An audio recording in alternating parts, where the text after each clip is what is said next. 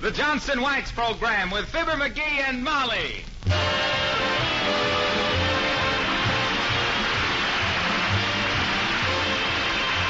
makers of Johnson's Wax and Johnson's Self-Polishing Glow Coat present Marion and Jim Jordan as Fibber, McGee, and Molly with Jimmy Shields, Bill Thompson, Harlow Wilcox. Gee, thanks. You're welcome. And Billy Mills Orchestra. The show opens with Goody Goodbye.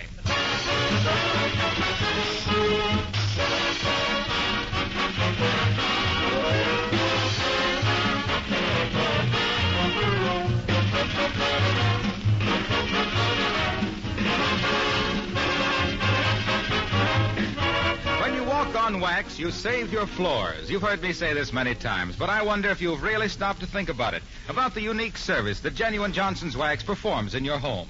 As a matter of fact, there just isn't any other product that can do what wax does for your floors. Protect them and beautify them at the same time. The tough shield of Johnson's Wax is invisible, transparent, and yet it protects and guards the floor surface against scuffing feet, scratches, and dirt. This same shield of genuine Johnson's Wax adds rich, mellow beauty to your floors, beauty that actually increases with every application. And of course, Johnson's Wax is also a work saver. It does away with tiresome floor scrubbing.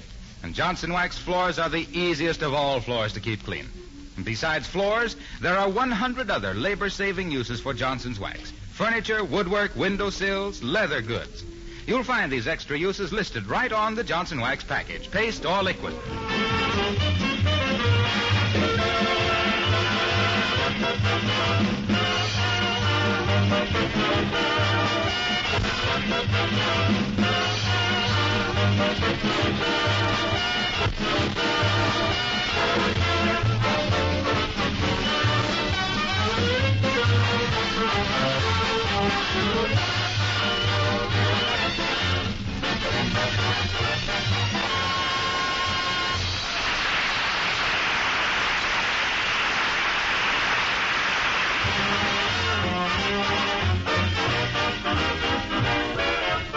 Folks, did you ever take a tour through a modern broadcasting studio? It's a wonderful experience, and here's your chance to do it. At the Wistful Vista Broadcasting Company's studio, where the guide is about to conduct a regular half-hour tour. And here, among the milling sightseers, we find Fibber, McGee, and Molly.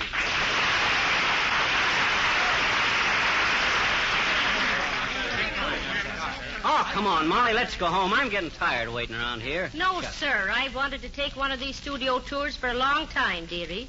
They say it's very educational. Well, okay. After all, radio's been butting into our home for 20 years. It's about time we returned the call. All right, folks, please form a line and follow me. I'll explain things to you as we go along. Follow me, please.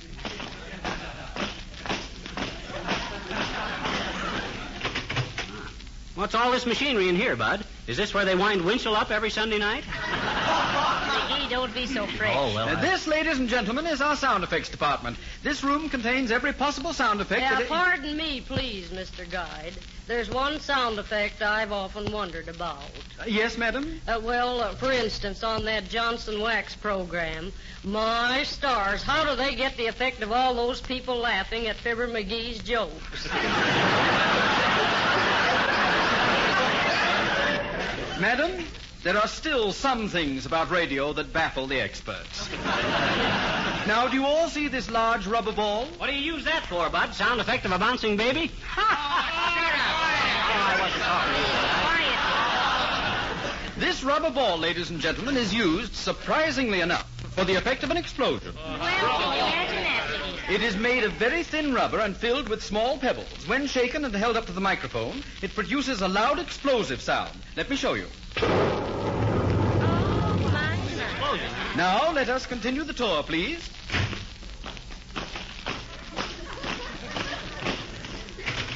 And this is our Studio J. It has an audience seating capacity of 350. This way, please.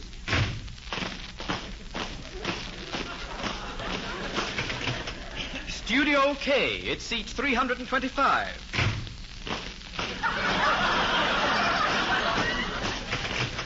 Studio L seats 300.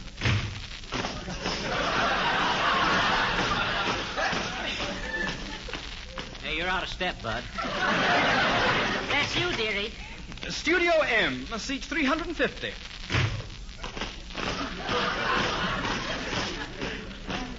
And this, ladies and gentlemen, completes the tour. Are there any questions? Yeah, I got a question, Bud. Yes, sir. What is it, sir? How do they get all them little pebbles into that rubber ball?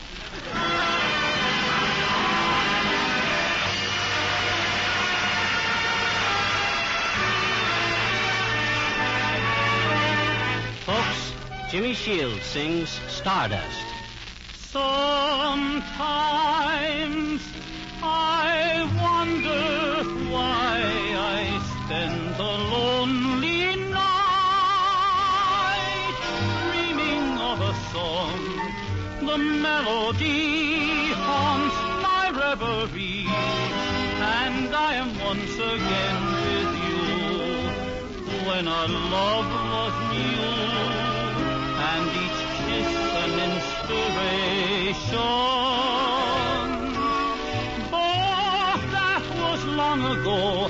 Now my consolation is in the stardust of a song beside a garden wall. When stars are bright, you are in my arms. The nightingale tells this fairy tale of paradise where roses grew. So I dream in vain. Always in my heart it will remain. My stardust melody, the memory of love's refrain.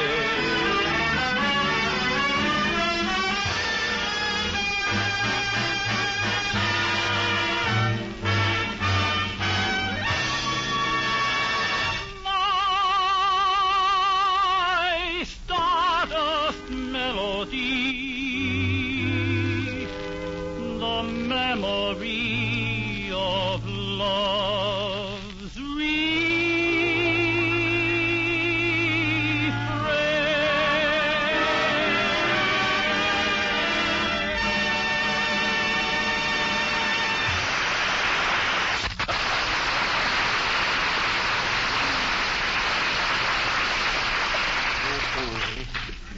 Well, what'd you think of the studio tour, Molly? Oh, wonderful. Mm-hmm. But do you think they have a sound effect for falling arches? My feet are killing me. Yeah, mine too.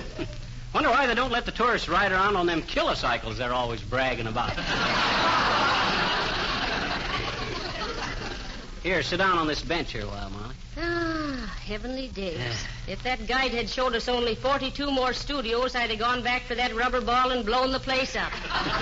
Yeah, me too. Well, hello there, Johnny. Hello, daughter. What you doing? Resting. We were just taking a studio tour. Eh? We were kind of disappointed on not seeing any radio stars, though, old-timer. Molly thought if she could only make a grab at Jack Benny's ostrich, it would be quite a feather in her hat.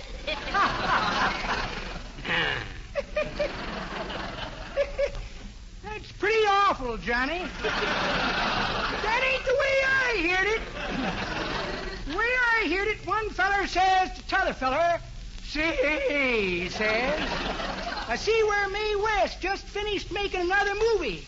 "Yep," says t'other feller, "I sure want to see that. She's number one on my hips parade." Well, I gotta skip along. My boy Rance wants to borrow $50 to finish up a secretarial course. Must be learning the touch system. So long, kid.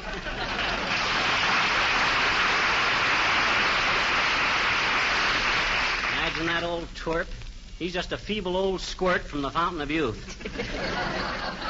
Ah, well, come on. Let's go home. Okay, I'll be so tired in the morning I'll have to do the dishes in bed. Oh, McGee, look. There's Mr. Gildersleeve. Oh, hi, Gildy, old man. Hello. Oh, what's wrong, Mr. Gildersleeve? Why, cheer up, Throcky, old rutabaga. You still got plenty of time to do your Christmas shopping. Stop it, McGee, please. I'm in no mood for that sort of thing. Okay, I'll quit. Oh, I'm in a terrible mess, McGee. Terrible. Well, if this was 15 years ago, I'd think your home brew had exploded.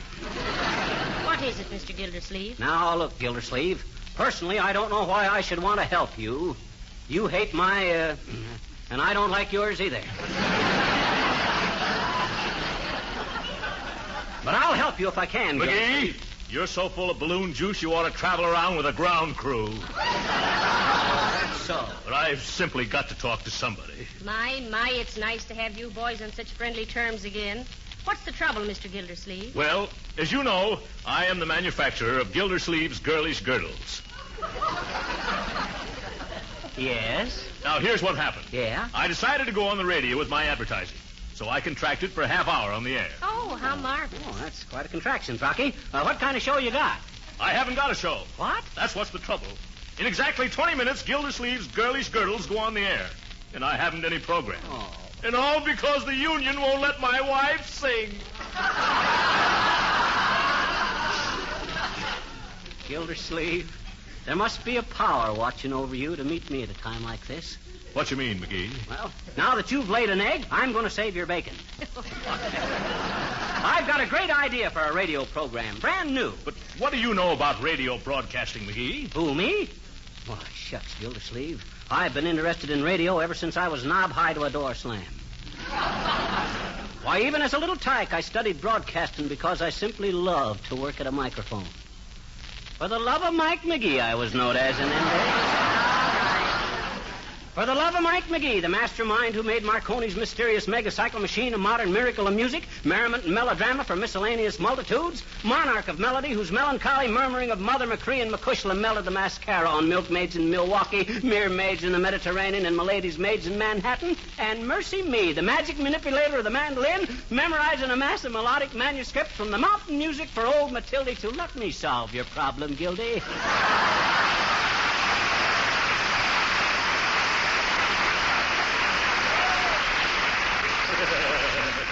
Well, McGee, if you really have something... I have. I assure you won't lose by it.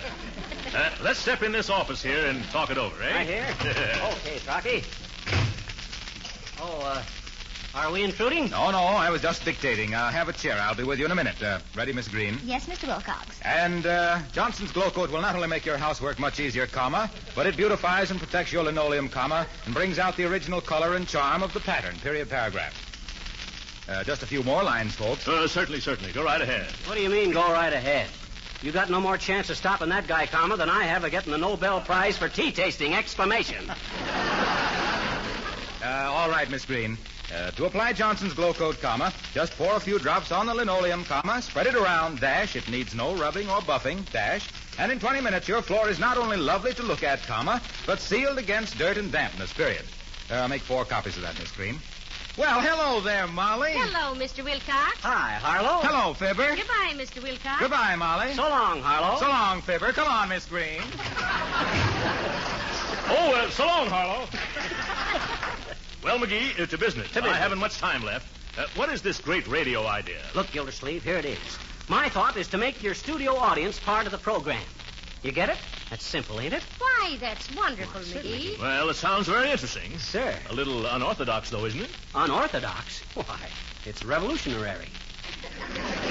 Now, get this. My idea is to ask the people to step up out of the audience and have somebody ask them questions. Heavenly days. Sure. Well, it's a terrific gamble, McGee. By George, never let it be said that Throckmorton P. Gildersleeve was afraid to be a pioneer. Good for you, Throcky. And if the idea works out all right, I get the job of putting it on, eh? Yes. But come on, hurry up, McGee. Okay. And if this isn't successful, Huh? oh, what a come down for Gildersleeve's girdles.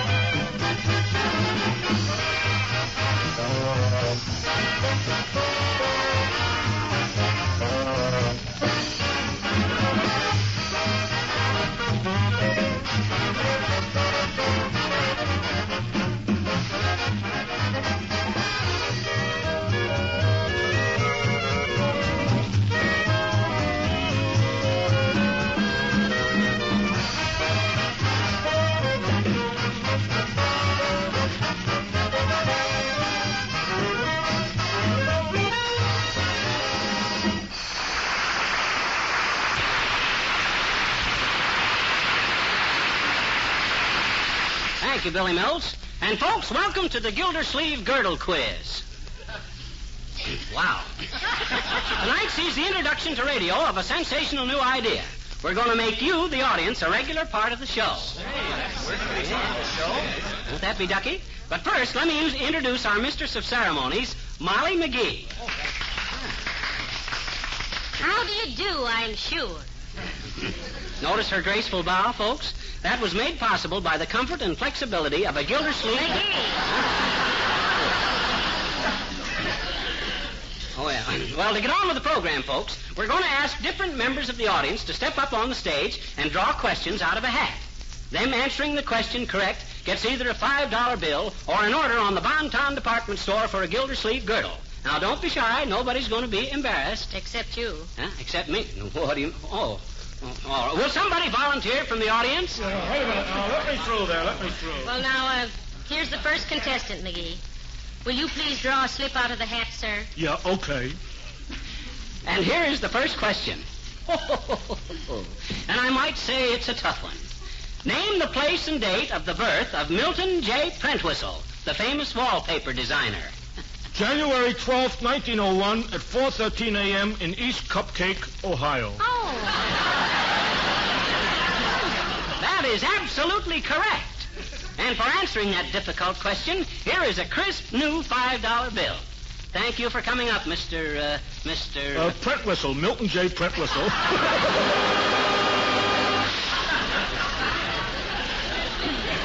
Well, now, here's the next volunteer, McGee. Step right up to the microphone, Matt. No, that's me husband. This is the microphone. Now then, sis, your name, please. Mrs. Patricia Goldfarb, 1617 and a half, Finkelam's Apartment Hotel. And girdle size 38. Well, thank you, Mrs. Goldfarb. Draw a question out of the hat now, please. That's it, sis. And here is your question. Can you identify the theme song of a well-known radio program of which the band will play a few bars of? All right, Mr. Mills.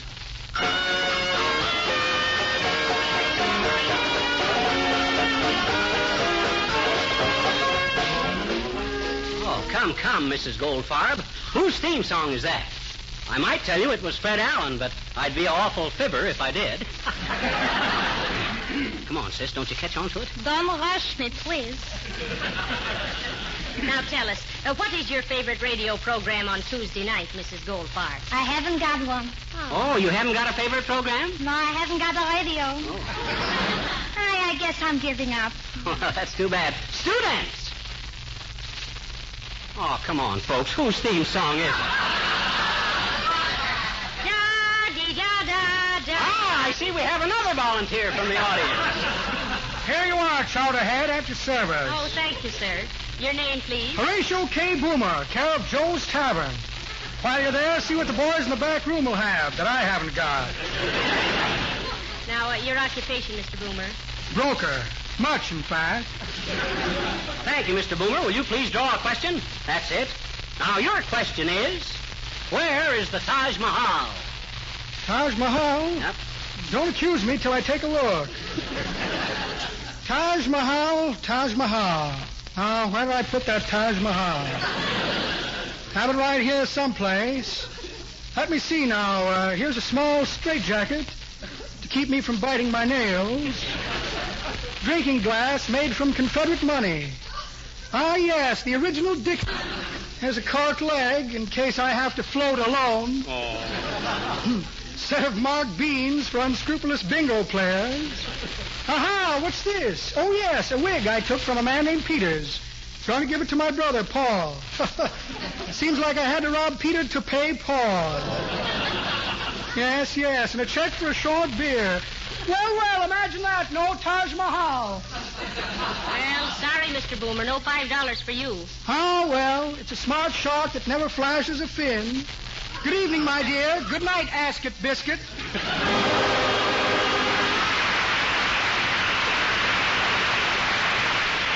Now, ladies and gentlemen, for an interesting variation of this sensational new radio feature, which we call the Bag of Gold. We have on this table the telephone books of every city in the United States with more than 2 pages of Joneses. We spin the magic wheel and call the phone number indicated. If the person is at home when the call comes in, he receives the bag of gold. If he ain't at home, he gets left holding the bag. Spin it, boys. What number in what town, Mrs. McGee? Dillingham, 415 in Button Hook, Tennessee. And here's the telephone, Professor. Thank you. Hello, operator. Give me long distance. Hello. This is the bag of gold calling Button Hook, Tennessee, Dillingham, 415. Hello? Hello? Is this Button Hook, Tennessee? Oh, is that you, Mert?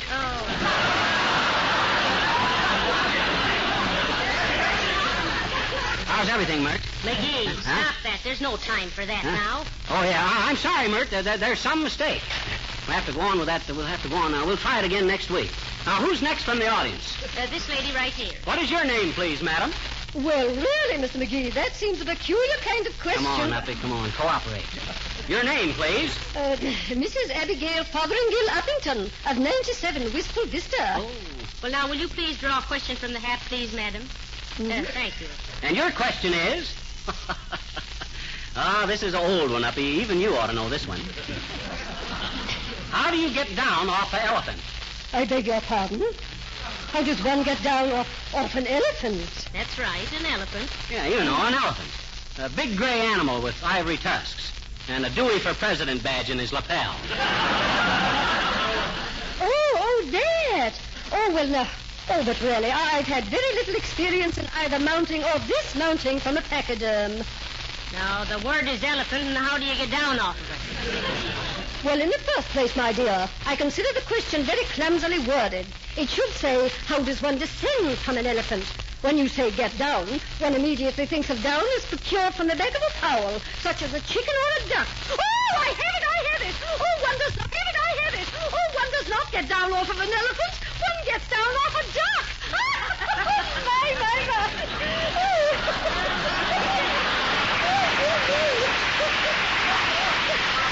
Oh, really now, that was quite clever of me, wasn't it? You betcha, Uppy. And here's an order on the Bonton department store for a genuine Gildersleeve girlish girdle. Oh. Though girlish is stretching it a bit. Well, folks, I see the hands of the old clock on the wall indicate we only got time for one more contestant. One more volunteer, please. Your name, please? My name is Socrates W. Maxim. Socrates W. Maxim. Just call me Sock. And where do you live, sir? Well, I have my residence. My home is located. I live in Punxsutawney. Next week, I am moving to Ames, Iowa. Now, if you'll draw a question, please. Thank you. Oh, and the question is, how would you say Peter Piper picked a peck of pickled pepper in pig Latin? If I ain't mistaken, Bud, you're going to earn this $5 the hard way. Well, come on now. Peter Piper picked a peck of pickled peppers in pig Latin. Peter pay, Iper pay. Peter pay, Iper pay. Oh, it ain't worth it.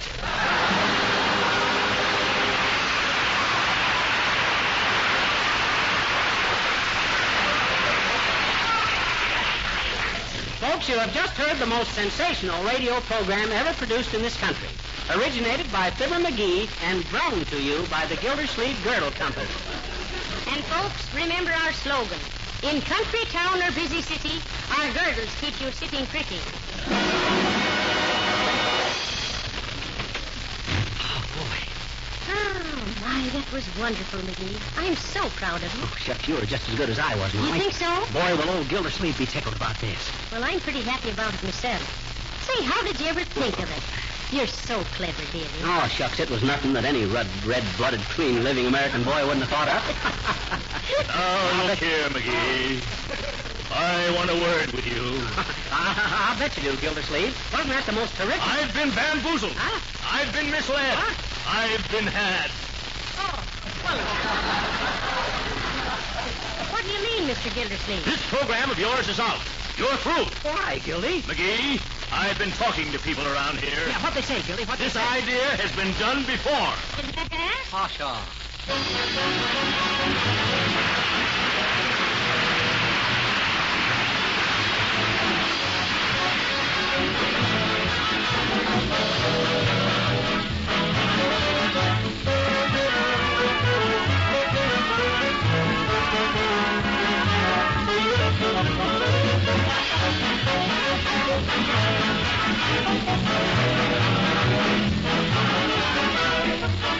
Fibber and Molly will be back in just a moment. But first, let me ask, how's your kitchen floor these days? Is it bright and cheerful, or are the colors faded and gloomy?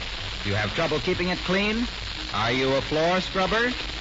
It's my ambition to keep right on telling the wonderful story of Johnson's self-polishing Glow Coat until every kitchen floor in America is sparkling with glow-coated beauty. And every one of my listeners enjoys the extra time and leisure that Glow Coat gives them. This modern floor polish becomes more popular every day because it fills such a need. It keeps linoleum floors fresh and beautiful, protects them and makes them last longer, and saves hours of cleaning time. Glow Coat takes practically no work, no rubbing, and no buffing. You simply apply, and in 20 minutes your floor has dried with a beautiful protective polish that's so easy to keep clean. You can use Glow Coat on your varnished or painted wood floors, too. Ask your dealer tomorrow for a can of Johnson self-polishing Glow Coat, spelled GLO-COAT.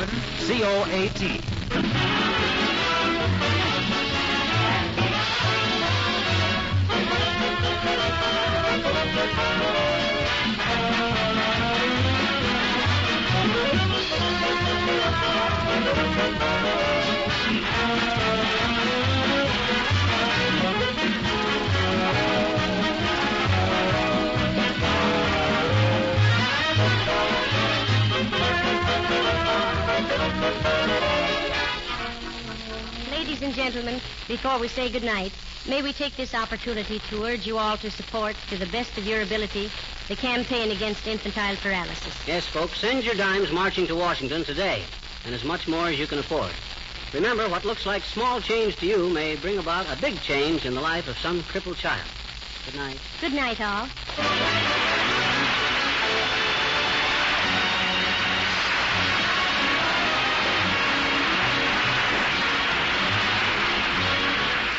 This is Harlow Wilcox, speaking for the makers of Johnson's Wax and Johnson's Self-Polishing Glow Coat, Racine, Wisconsin, inviting you all to join us again next Tuesday night at this same time. Good night. This is the National Broadcasting Company.